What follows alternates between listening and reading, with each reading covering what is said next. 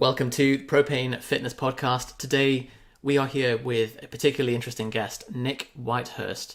So Nick competed at the World Transplant Games, something that I'd never heard of, and we're going to go into what that is, and placed gold in squash. So really interesting story behind Nick's process, what brought him up to this point, and really excited to speak to him. So hello Nick, thanks for coming on the podcast today. Hi, thanks for having me on. So can you tell us a little bit about yourself and what is the World Transplant Games and generally your story?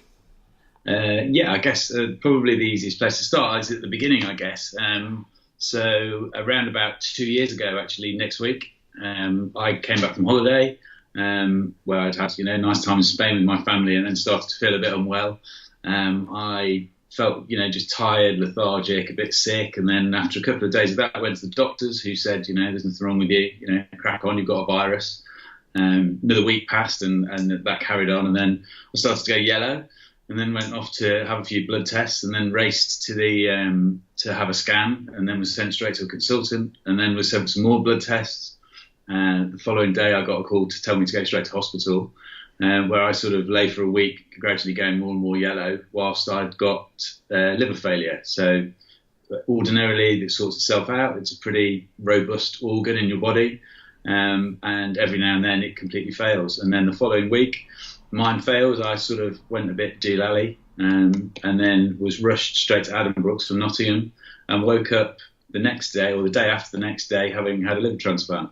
So it was all pretty rushed. I don't remember an awful lot about it. I remember waking up, wondering where I was, and then quite a rapid recovery after that. So, it's quite a traumatic operation. It's probably, one of the biggest transplant operations you can have in duration, sort of 12, 13 hours under the knife. And then woke up and it was probably my life-changing moment, I guess. So.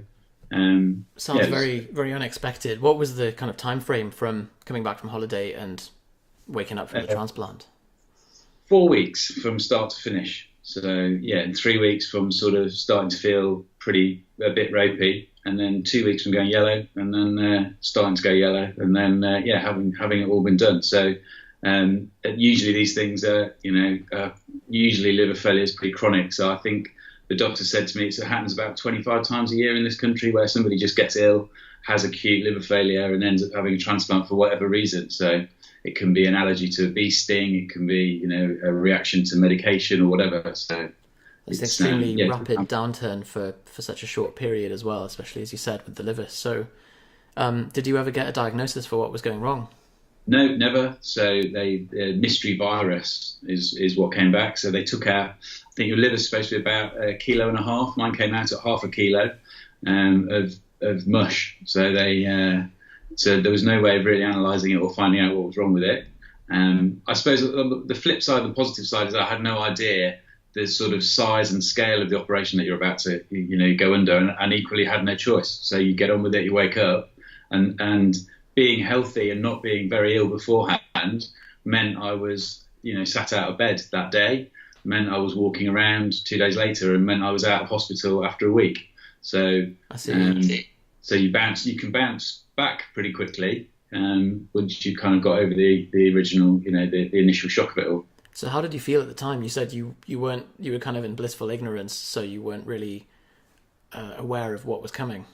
Yeah, I mean, I would have died the next day. So, you have no choice in the matter. And you just have to try and accept it. I think probably the hardest bit's the mental bit, because obviously someone died in order for you to live. So, they came and talked to me in the hospital 2 days later and said, we can give you some information. We can tell you the age and sex of the person who's donated their organ to you. And you sort of go, sex? I just imagine it would be a bloke. And it's not. So, most of it's really trying to get your head around what's happened and try and deal with all of that, whilst at the same time trying to physically recover as well. So, it takes a long time. But whilst I was there, a few people came to visit me, from different organisations. And one of them mentioned to me the British Transplant Games, which was in Liverpool last summer. So probably about 9 months after I'd had my operation. And I lay there and I thought, well, do you know what? I'm going to try and play in that. I'm going to set that as my goal. So I kind of set about within 3 or 4 weeks of the operation, trying to get fit, and then trying to get back on a squash court, and then try and go up there and play. So I managed to do that. So, and did you play squash before the transplant? I played quite a lot. So I played a lot as a junior, and then I played a lot as a sort of club player for years. I'd stopped. I had a big knee operation 10 years ago, and then I started again when my son started playing. So I was playing kind of club squash, probably once or twice a week, and this was my incentive to try and get back on the court as quick as I could and get fit again. So I'm quite interested in the roller coaster of emotion that must have been going on sort of pre and post transplant. So you said that you were able to find out the age and sex of the person who donated. How long were you waiting for the liver, for the donor to begin with? So in my part, I was transported to Adam Brooks on the Wednesday evening. Wednesday night, I went to the top of the national list. My wife tells me, I don't obviously remember any of it. I was in intensive care. Thursday morning, when she got back, they told her that they'd got a liver. And that lunchtime, I went down to the operating theatre. Right. So when you said doolally, that's just classic British understating, like you were in intensive care. Yeah, that was in intensive care. It's encephalopathy, isn't it? I think brain fog. So you don't really know where you are. You don't know much about what's going on. So it's right. So were you feeling delirious and so on as well, or you just completely lost it? I mean, I was pumped full of liquid to kind of keep me going and try and give it its best shot, because they don't know when something's going to become available. So so all the different drugs. So I think it was pretty close to being sedated and put into a coma. I see. At one point. And so then, when you woke up from the operation, did you go and seek to find out more about the donor and their family? Yeah, there's after a few days, they're absolutely amazing in the hospital. The nurses, the doctors, the transplant coordinators, just helping you deal with it all. And the coordinator came to me and said, I'd urge you not to give me an answer now. Just go and think about it. We can tell you lots. We can give you a bit of information or nothing. And I wanted to know. And then latterly, you can write to them. So it's a very anonymous scheme here. So all of the correspondence, or any correspondence, goes through the hospital, who vet it all and make sure that it maintains its anonymity. So I wrote to the family of the donor about 6 or 8 weeks later, and then I got a nice letter back from them, which I think is quite rare as well. Right. Okay. A month or so after that, giving me a lot more background on the lady whose liver it was, what had happened to her, which is obviously quite saddening, and makes you sit and think about it all quite a lot, really. So yeah, the mental side of it's probably harder to deal with, certainly, than the physical. Definitely very mixed emotions there, but I'm sure that the family would be proud that you're going on to do this and making the best of the situation. Yeah, I think that's what you've got to do, isn't it? You've got to kind of do them proud, and part of them lives on, I guess. So you try and do what you can. Yeah, massively. And so you said you played squash before the transplant. Was there any difference in the intensity that you were training with, or the thing that motivated you before and after? I think before I was doing it just to try and, almost beer tokens. I think is probably what it was. You can play, so therefore you can have a drink, or you feel slightly less guilty about going out at the weekend or whatever it is, and just to offset. Yeah, I think that's it. It's a constant equation in your body, trying to work out what it is that you've done in order to earn the ability to do something bad. Certainly in my case, anyway. So I didn't train with any particular intensity. I enjoyed playing, but first of all I had to kind of get walking, get moving, and then sort of get back on the court. And I suppose the biggest thing that disappears after that sort of operation is any sort of stamina. So whilst I could get back to the level of shot making and a little bit of speed, such as I ever had very much anyway, it's that kind of stamina of being able to have some reserve of fitness that it completely disappears and just takes months to come back. So it's tough.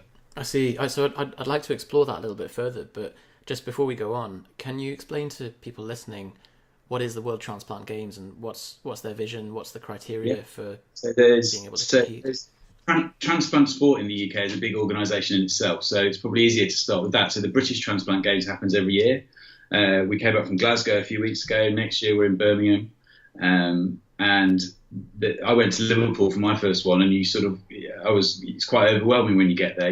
There was the opening ceremony, probably 1,500 people in a big convention centre that otherwise probably wouldn't have been there. So that's a sort of humbling experience in itself. And then everybody represents their hospital. So, you play all sorts of different sports, team and individual. So there's athletics, there's all the swimming events, there's volleyball teams, there's everything from archery to bowls through to all the racket sports as well.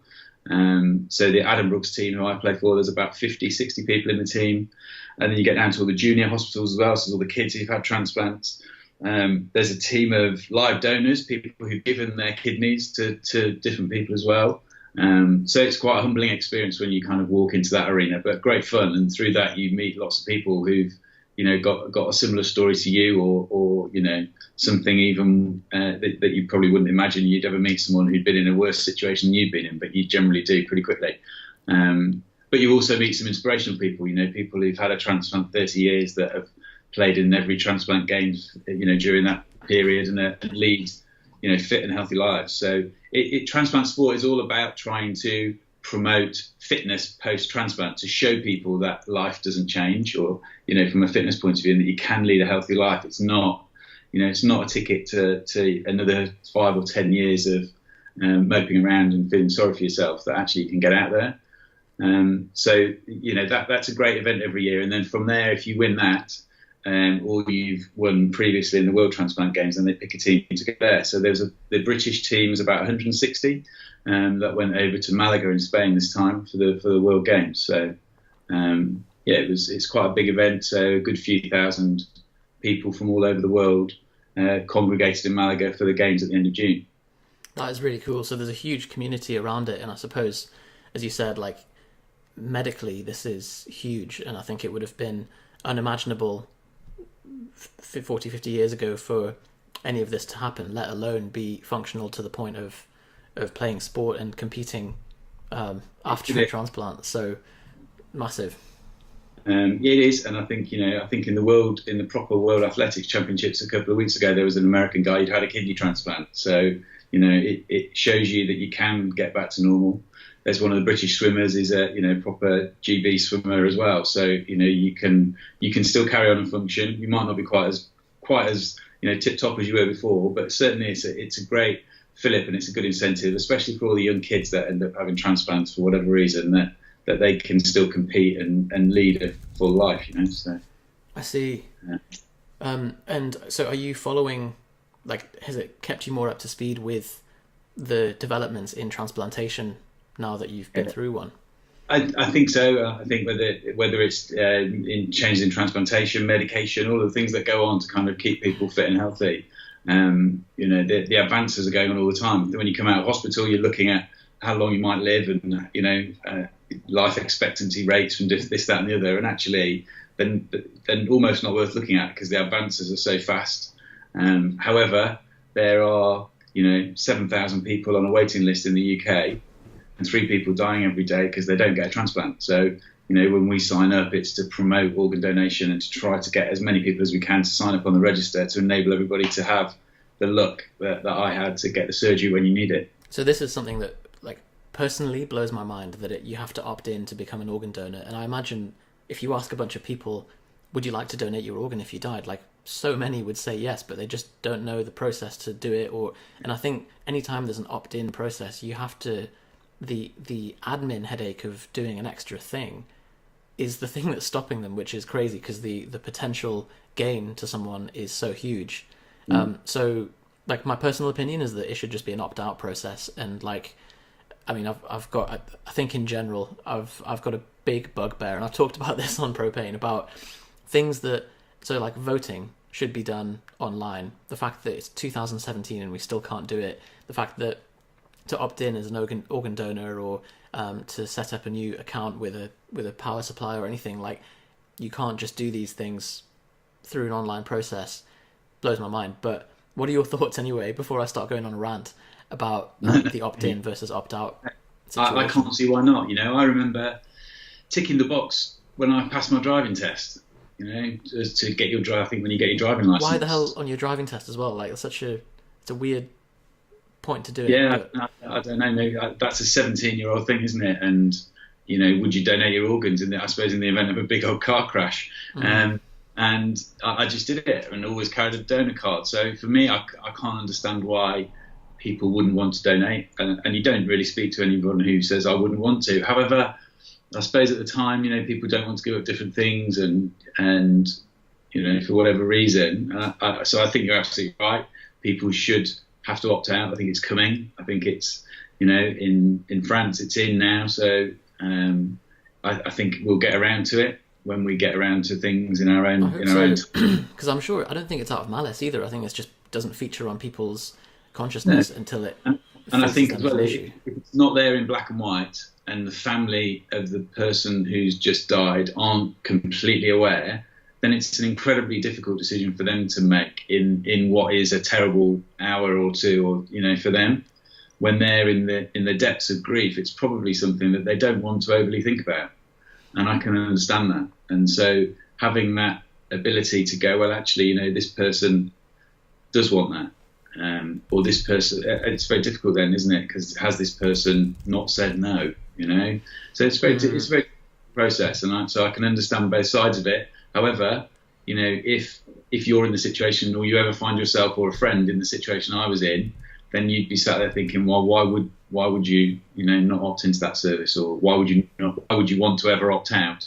Yeah, for sure. Like you've ended up carrying something on beyond your own grave or beyond someone in your family's grave. You've given somebody literally a new lease of life, as well as a new appreciation for that. And so I assume everyone who's competing in the World Transplant Games, like they must have all, if they weren't on the register to begin with, they probably all are now. Yeah, I'm not sure whether we can. I don't know how it works. I mean, I just assume that Can't we just all keep are. passing it on. Yeah, I don't know how many times you can pass it on. But I'd assume we all are. And I think it's I think it's interesting in many ways, but a bit sad that we're having to look at ways to create organs from pigs, and looking to do all these artificial things when actually that we should be able to do it. I say naturally, certainly more naturally than we do at the moment. So speaking of naturally, for people listening, I don't know if everyone's seen this thing going around in the news the last year or so of an Italian neurosurgeon who is planning to do the world's first head transplant. And there's a guy who is in a wheelchair and suicidal, and someone with a donor body, and they're thinking that they can just take his head and put it on the other guy's body. The surgeon is convinced that he can do this, and the rest of the medical world have been like, this is bullshit, you're going to kill him, you're an idiot, you're an utter. And it doesn't help that the Italian neurosurgeon looks a bit like a mad scientist. So I think but he basically says, none of you guys are up to date with the evidence on this, you're all just talking from conjecture.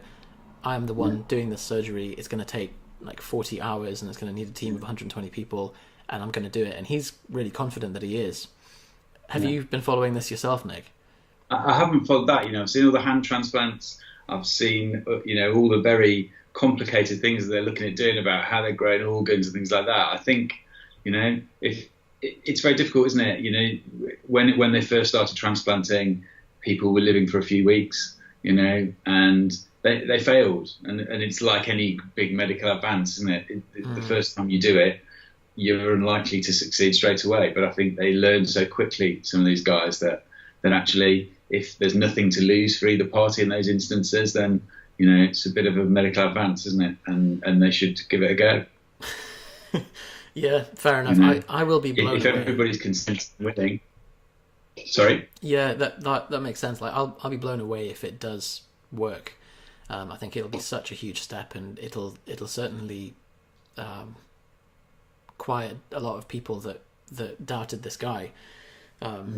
But yeah, I guess we'll see. I think it's scheduled to happen next year or later this year. I'm not sure.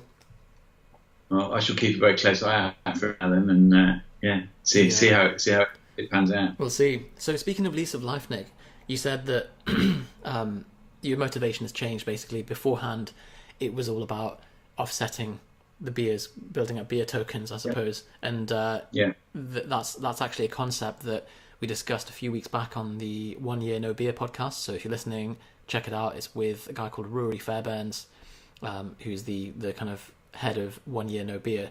But yeah, so you said once that happened, now you've had a new purpose with competing. What changed in your mindset and the way that you approach sport and your health in general? I think part of it, I have no choice, So part of it, to be fair, originally was, if you've got to look after yourself now, you have no choice. You've got a second chance. You better damn well take it, and I think that works for a bit. In the newness of it all, and you become super healthy. I think things start to slip a little bit as you get more back to normal. But I do think there's an undercurrent in me of a heightened awareness of my health, the not wanting to put the wrong things into my body now, and being a bit more aware of the chances that I've got, and trying to maintain a bit more of a semblance of a fit and healthy lifestyle. It also, without going out all the time, gives you more time to stay fit and healthy as well. And I think carving out that time to look after yourself is probably just as important a thing when you've got a busy life, when you've got kids, when you're running around all the time. It's easy to put that off, and I think making sure you do it is key. You're saying not going out all the time. I assume you're not allowed to drink anymore. I can drink, so the odd drink. I think the doctor said to me, "There's no reason why you can't get back to the recommended limits of 14 units a week or whatever it is." I'll probably have one beer a week or a fortnight or something like that. So, okay, so you're not exactly hammering the sesh. No, I think those days are long gone. So it's so it changes it changed everything, but actually most things for the better. I was at the hospital the other day, and the doctor said, actually, you look a lot better than you did. If you look back before the operation, I look a lot better. I'm probably fitter. I'm probably healthier. I've just got these tablets to take every day, and to make sure that everything stays fine. That is cool. And I think, although it's such a big cliche, like that health is the greatest wealth, it's one of those things that you take for granted so much until it's compromised. Yeah. And then you realize that actually we are in this vehicle until we die, and if we fuck it up, then that's it. You've compromised yourself for life. And I think being given a second chance at something like that must be huge, and it must have been such a shift for you. Even with minor stuff, for me, it makes me realize, bouts of sciatica or whatever, and you're like, wow, being able to just walk around pain free is such a luxury that we don't recognize until it's taken away.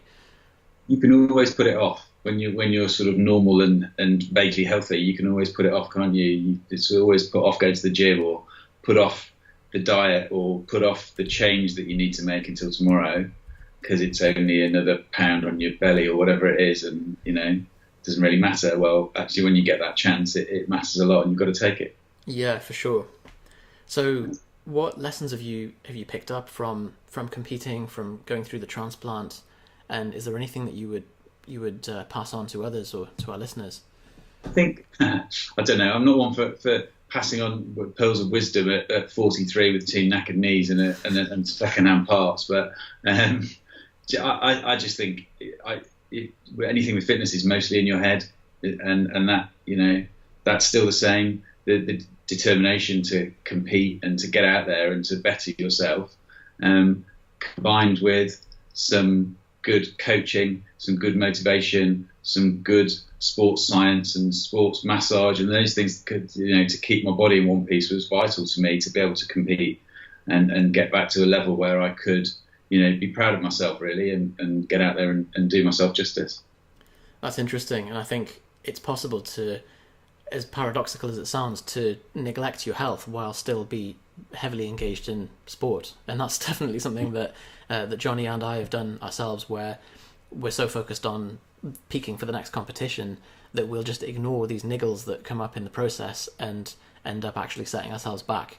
And got to realize that we're in our 20s, but we've still got, if we want to be able to not just compete but be able to even lift or do anything physical in the future, then, as you said, we've got to keep on top of your soft tissue quality, your movement, your joints, and the rest of it. Yeah, I think the sports massage that I had throughout, which I was going regularly to, made a huge difference. Stopped me pulling my back, or playing squash. It's quite a demanding game, and it prevented injuries as well as kept me moving around and dealing with the injuries that I'd already got. For sure, and prehab's always quite boring to do when it's when there's nothing wrong at the time.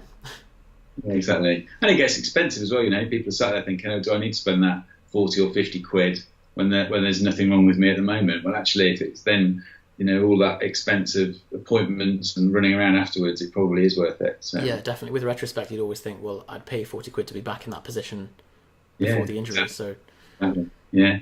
So no, great. And going to the transplant games, the commitment of some of the guys that springs to mind of just how far they'd taken themselves to get fit to go to these games it's quite inspiring. And I think I just think it's great to have goals. I've done that. I've gone back to my football coaching for my little lads team, just to be able to fit and healthy enough to run around. I think just setting those little goals for yourself has been vital to me in being able to get back to a decent enough level for me. That is really cool. And I suppose also for people to get onto the organ donors register if they're not already. Yeah, please do. It's like I said, it's our duty and our desire to go and do that as a group of people to make sure that as many people as possible, end up with the gift that we've had, and so that they can get fit and healthy again as well. Awesome. Well, Nick, it's been fascinating listening to your story and the shifts and everything that's gone through, and there's a very, very nice application at the end as well to that. Have you got any closing thoughts for us? No, I don't think so. Very best of luck to you guys. I think promoting health and well-being and fitness to as many people as possible is key. So the very, very best of luck to all of you guys as well. Awesome. Well, yeah. So that was Nick Whitehurst. Nick, how can we find out more about you? How can we follow you on social media or anything like that? Oh, crikey! Off the grid. I'm making assumptions here, but some stuff and you can see it, and I'll let you know when the next transplant games are. The next World Games are in 2019 in Newcastle, funnily enough. So the world of transplant sport comes to the UK, so that'll be great, and should be a great event as well for people to go along and watch and take part in. Obviously, if you qualify, if you take enough drugs. Oh, cool. So if you're in Newcastle, check out the World Transplant Games, and also check out the show notes on propanefitness.com for any more information on Nick if you want to find out more about him, if you want to go follow him. Are you going to be competing at this Games in Newcastle? I hope so, yeah. So the British Games next year, to qualify from there to go into the GB team. So yeah, hopefully we're in Newcastle in 2019. I think it should be the biggest and the best World Transplant Games there's been. So yeah, I'd expect thousands of people up there. So it should be great. Right, amazing. So you can actually see Nick in Newcastle. You'd be starstruck. So yeah, check out the show notes. And also, for anyone listening to this point, as a little reward, a little gift for you guys, go to propanefitness.com/gift. And we'll give you an exclusive thing that's only for podcast listeners. We'll give you a personal login to our members area and a couple of goodies in there, downloads and some video modules that are exclusive to the podcast. So check out propanefitness.com/gift. Otherwise, we will speak to you next week.